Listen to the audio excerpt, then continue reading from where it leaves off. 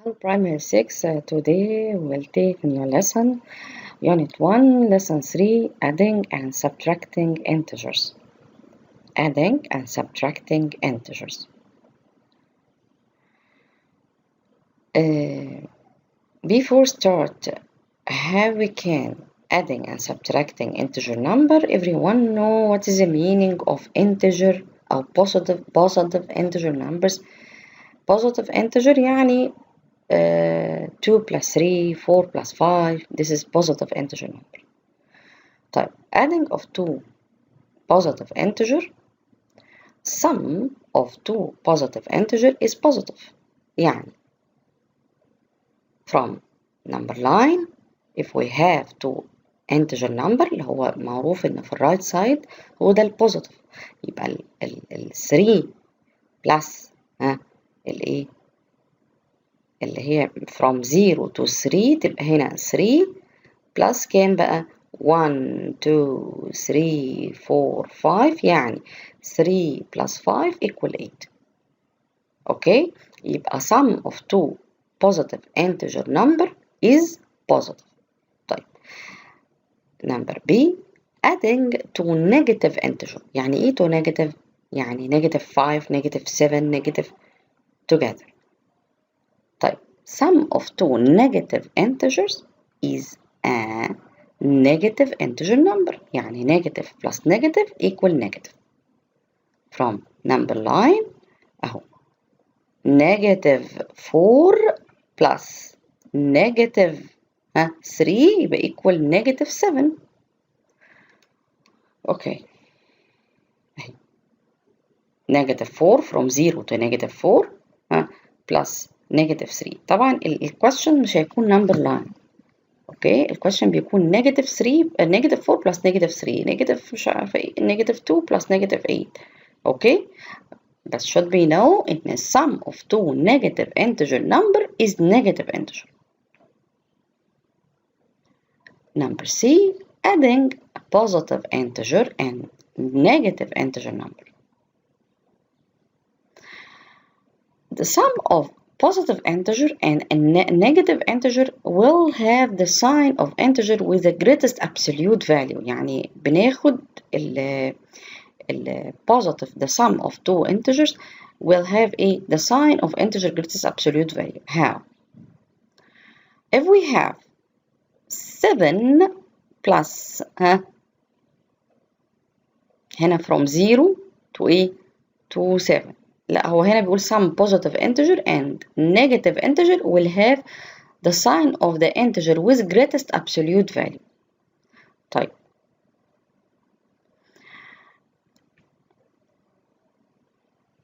adding two integer with the same sign يعني find the sum of absolute values of the two numbers, give the sum the same sign as addends. كل ده يعني we will show in the example. Okay, adding two integer with different sign, find the difference of absolute value of the two integers, give the difference the sign of the addend with the greatest absolute value. What is the property of integer numbers? The property of addition بيكون the existence of the additive identity natural element. For any integer we have a plus 0 equal 0 plus a equal a. طيب, يبقى الزيرو هو is the additive identity element in Z. Number 5, existence additive inverse opposite property. يعني for every integer a there is additive inverse negative a. يعني 3 مثلا plus negative 3 equal 0 اهي. For example 3 is ايه بقى هو الانفرس بتاعها negative 3. طب لو عملنا sum يكون equal 0. then الزيرو هنا هو هو additive identity of integer number. طيب, additive inverse 3 plus negative 3 equal 0. طب هو لو عملت الانفرس بتاع negative 4؟ الانفرس هيبقى equal 4. يبقى negative 4 plus 4 equal 0. يبقى ال integer number plus ال inverse of integer number equal 0. طيب the additive inverse of 0 is 0 because 0 plus 0 equals 0. The additive inverse of 0 is 0 because 0 plus 0 equals 0. طيب إيه هي ال property of subtraction in Z? Since each integer has an additive inverse, then the subtraction operation always possible in Z, where it's defined as follows. If A and B are two integers, then A minus B equal A plus additive inverse of B. يعني A يعني we can remove النيجاتيف من هنا أو الماينس و write plus negative B. Okay?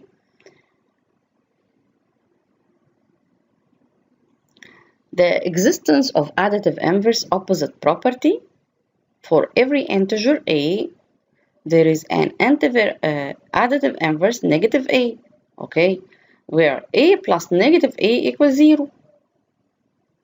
For example, additive inverse, we repeated the same property of 3 negative 3, 4 negative 4. Okay. Possibility of subtraction in Z. Since the integers has a additive inverse with the subtractions operations always possible in Z. The same example, if A and B two integer number, A plus negative B. I repeated the same property. Okay, يبقى دايما في ال subtraction operation ما بيكون عندي A minus any number, we can write A plus negative a number. Okay, طيب then Z is closed under subtraction operation. طيب the result of subtraction any two integers is an integer. The subtraction operation in Z not commutative و subtraction operation in Z not associative. This is the property of addition operation with properties of subtraction operations. We studied before in the primary 5 commutative operation أو commutative property و associative property. لكن في الانتجر number ال subtraction operation is not possible في الايه commutative is not possible في ال subtraction operation وال associative property not possible in subtraction operation. Find the result. It's very important. Now 4 plus negative 5. I said before. If we have two different sign. يعني أنا عندي A أهو و two different sign. I said before we subtract, okay, but we take the sign of greatest number. يبقى احنا بنعمل subtract وبناخد الساين بتاع greatest number. طيب subtract how؟ يعني 4 minus 5 equal what؟ 1. طب فين greatest number هنا؟ هو مين؟ هو 5. يبقى بناخد الساين بتاع 5. يبقى 4 plus negative 5 equal negative 1. If we sum two different sign, we subtract and we take sign for greatest number. We take the sign for greatest number. مين هنا greatest number؟ مين greatest number عندي؟ The greatest number is 5. يبقى we take the sign of greatest number. B 5 minus 7. We can write 5 plus negative 7 as you like. طيب the same property. يبقى هنا we subtract and we take the sign of greatest number. We subtract and take the sign of greatest number. يلا يا primary 6.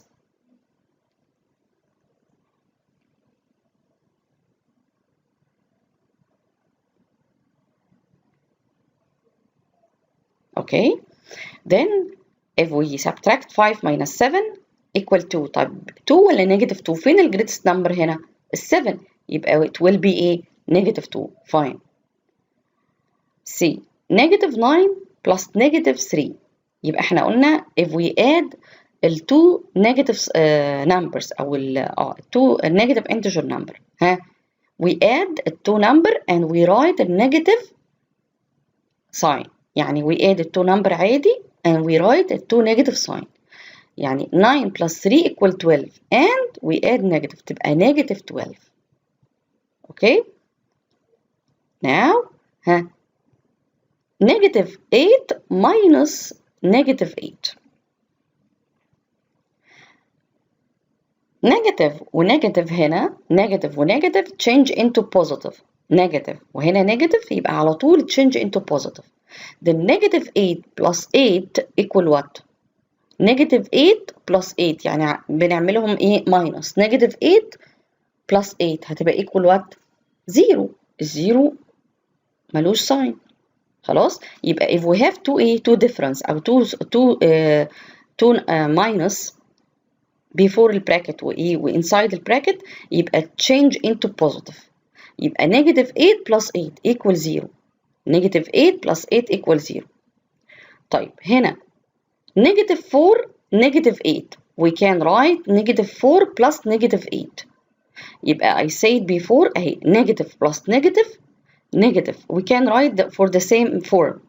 okay أو this form negative plus negative وهنا كمان we can write plus negative 8. طب negative plus negative يبقى بنعمل add للتو number and we write a negative sign. يعني negative 4 plus negative 8 equal what? يلا يا primary 6. negative 4 plus negative 8. negative plus negative equal negative يبقى should be right negative. طيب 4 plus 8 equal what? equal 12. then answer equal negative 12. okay طيب again this example أو this question يا primary 6. طيب أنا عندي هنا two different signs sum of two different signs. يبقى what we should be subtract or add أو بنعمل إيه؟ لما بيكون two different sign يبقى بنعمل minus two different sign sum of two different sign بنعمل minus and we take the sign of greatest number. يبقى 4 plus negative 5 minus and إيه the sign of greatest number. طيب هنا the same examples. هنا positive 5 و negative 7 ممكن we can write plus negative 7 يبقى positive و negative يبقى we subtract and we take sign for greatest number. يبقى عملنا minus we will take the sign of greatest number. طيب number C يبقى هنا كده لما بيكون عندي ايه two different sign دول هنا ايه for two different sign we subtract and we'll take the sign of greatest number. طيب هنا negative plus negative we add and we write a sign. يعني we add two number 9 plus 3 equal 12 and we write a negative sign اللي هي الساين بتاع النيجاتيف. طيب هنا this example it's very important. يعني if we have two sign في البراكت before bracket و inside the bracket change into plus and negative 8 plus 8 negative 8 plus 8 negative و positive we subtract but if we subtract أو حتى add negative 8 plus 8 equal 0. طب هنا negative plus negative I said before we can change اهي لما بيكون عندي minus يبقى we can write a plus negative b. then for this example يبقى negative 4 هتبقى negative 4 plus negative 8 negative plus negative we write we add the two number and we write negative sign. fine complete. if a plus b equal b plus a يبقى then b plus c sorry then c equal a. okay the additive inverse of negative 4 is a. ايه عكس الاديتيف inverse؟ الاديتيف inverse يعني الopposite بتاع الساين بتاعه. الاديتيف inverse اللي هي opposite of sign. الاديتيف inverse of negative 4 is 4. fine. the additive natural element in Z. the famous question additive natural element in Z اللي هو equal 0. fine. the result of subtracting 7 from negative 2. دايما لما بيقول subtracting from we write اللي هو الايه from the first number from first، يعني هتبقى negative 2 negative 2 negative 7 تبقى equal negative 9.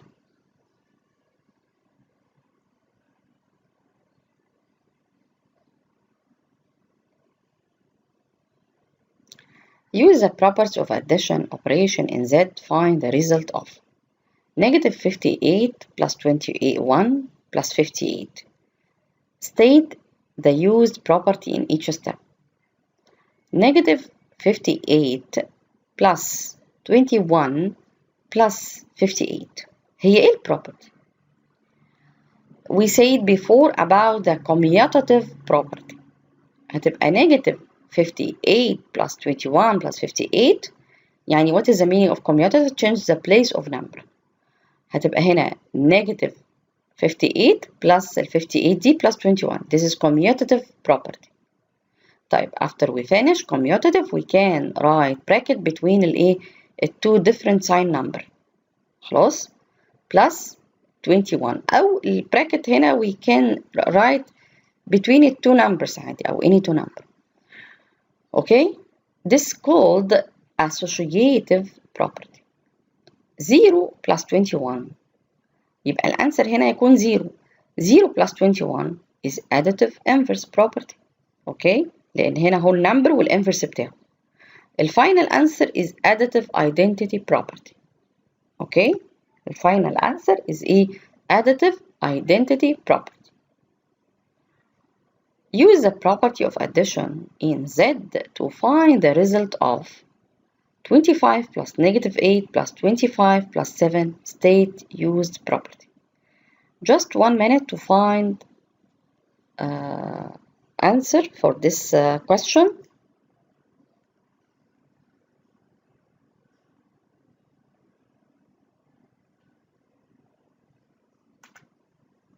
The first step we write number plus a negative number. يبقى this is called commutative and bracket between them هتبقى 25 plus negative 25 equal to plus negative 8 plus 7. Should be write ال negative number negative sign between bracket يا primary 6. طيب هنا يبقى this is called associative property. طيب هتبقى هنا ده plus ده equal what? 0. 0 plus a different sign اهي negative 8 plus 7 negative 8 plus 7 تبقى equal كام؟ different sign يبقى we subtract and we take the sign of greatest number تبقى negative 1. Then this is called additive inverse property. طيب الفاينل answer هنا هيكون equal 0 plus negative 1 equal negative 1. This is additive identity property. Use the property of addition in Z to find 8 plus 10 plus negative 8. يلا 1 minute to find the property or use the property to find the answer.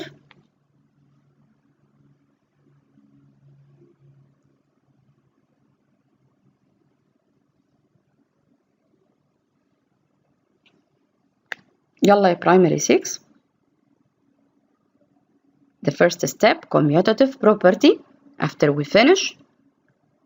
Okay اهي يبقى 8 plus negative 8 plus 10 commutative property. 8 plus negative 8 I write between two bracket plus 10 associative property.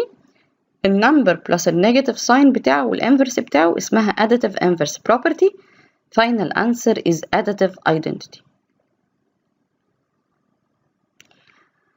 24 plus negative 19 plus negative 24 plus 9. طيب يلا 30 second بقى لأن دي خلاص it's very easy يعني.